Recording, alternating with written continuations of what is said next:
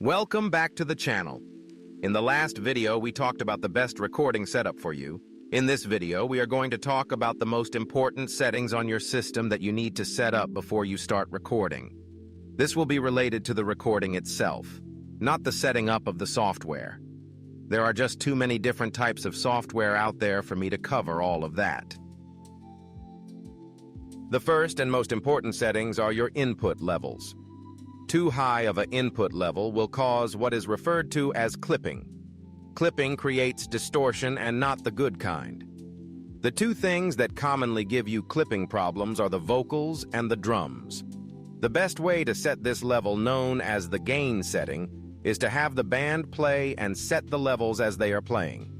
You want as much gain as you can get without clipping. You will know you're clipping by the meters on your mixer or the virtual meters on the software. They will turn red, or a red light above the volume slide will light up, or sometimes a red light next to the gain knob. On the vocal and drum channels, you can use compression or a limiter on the input. Most systems have this built into them, and they are called insert effects.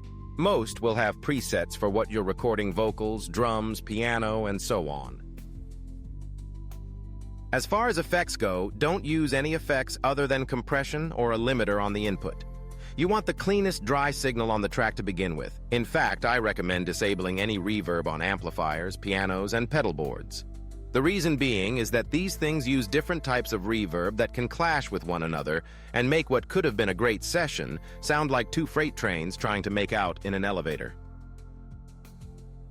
After getting all your input gain levels set, it's time to record what is known as a scratch track. The scratch track is when the entire band is playing and you're recording everyone. The drummer's timing on this track is crucial. This track will be the basis for all the other recording you do. If you got a great drummer, that's good, but I would highly recommend the use of what's known as a click track. This is a clicking sound that you set to the song's tempo to ensure the timing is perfect. Not everyone uses them, and they are not a must, but it will help keep the recording tighter. After your scratch track is done, then normally you will pick each track apart, muting all the playback on all the tracks except the drums and the track you're listening to for mistakes or timing issues. Remember, there is no bigger tattletale than high-definition audio. If there is an issue, you're going to hear it. Each musician will then refine the performance one at a time, recording their part or pieces of their part while playing along with that scratch track.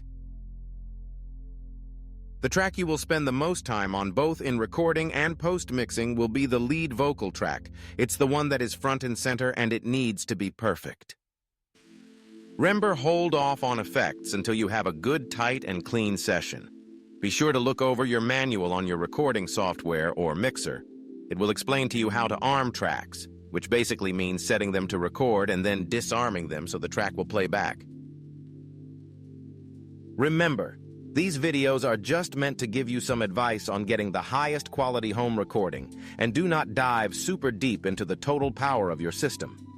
You will learn more and more the more you use the system.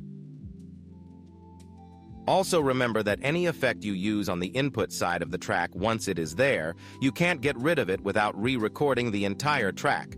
So as I said before, only use compression or a limiter on the input side of your tracks. We are going to get into more about effects in a later video that cover mixing and mastering. For now, we just want the best quality tracks. Then we will tweak them to get an amazing sound. Don't forget to hit those subscribe and like buttons and ring that bell to be notified when the next video drops in a couple days. In that video, we will be covering how to get the best sound out of your instruments with mic placement, proper acoustic drum tuning, and using multiple mics on acoustic guitars, and a lot more. So the next one will be a long one. Until then, go ahead and start trying out what you have learned so far, and thanks for watching.